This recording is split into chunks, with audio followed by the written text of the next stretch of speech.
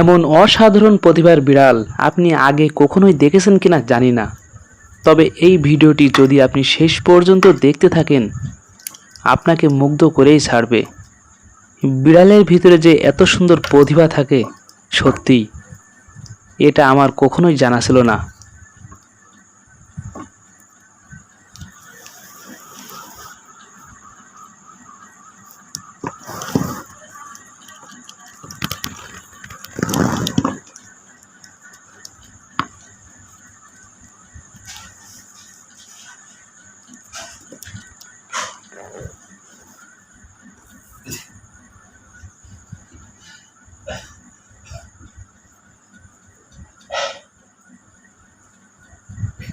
কার কাছে দিবি?